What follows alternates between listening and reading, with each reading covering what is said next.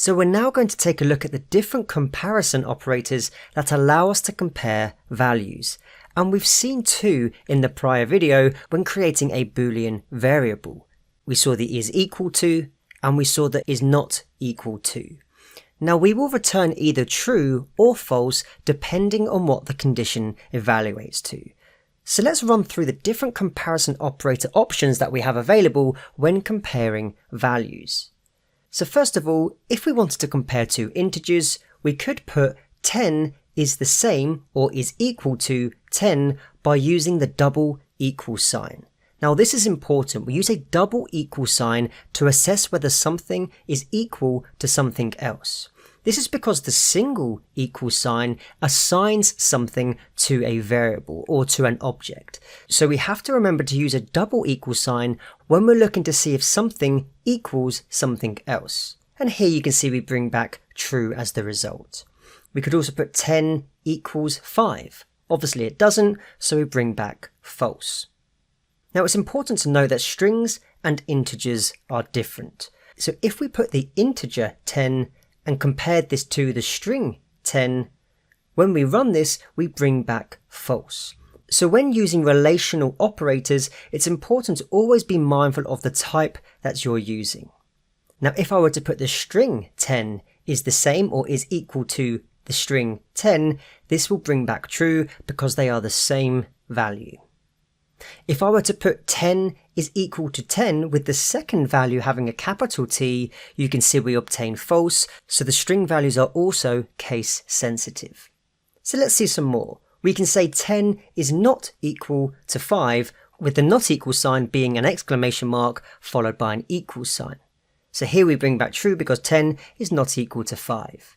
If we put 10 is not equal to 10, we bring back false. We also have more operators such as greater than, and the greater than sign is simply a right-angled bracket. So if I put 4 is greater than 2, you can see we obtain true. If I put 2 is greater than 5, we bring back false. Unsurprisingly, we have less than, and this is written as a left-angled bracket. So if I put 2 is less than 10, we bring back true. If I put 10 is less than 4, we bring back false. Now the final two operators are a combination of two that we've seen before, and it's the greater than or equal to and less than or equal to.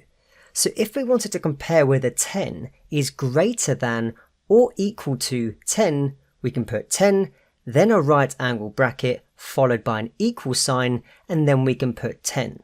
Now when we run this code, we can see we obtain true because 10 is equal to 10. And this operator is going to bring back true if the number is greater than or equal to. If I put 10 is greater than or equal to 12, we bring back false. Now I'm sure it's unsurprising that the less than or equal to is simply the left angle bracket followed by an equal sign. So once again, if I put 10 is less than or equal to 10, we bring back true.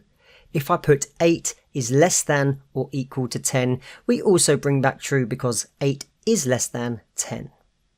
Now here in the Boolean expressions, we've been using the literal value, i.e. the integer itself. But if we were to create a variable called a and set this equal to 10, and notice here I'm using a single equal sign to assign the value 10 to a, and if we create a variable called b and assign this the value 5, I can also now include these variables in the Boolean expression where I put a is greater than b, for example, and you can see when I run this code, I obtain a Boolean value true, which can now be used in a conditional statement, and then we could have specific code execute on the back of this expression. And we'll see how we can do this in the next video.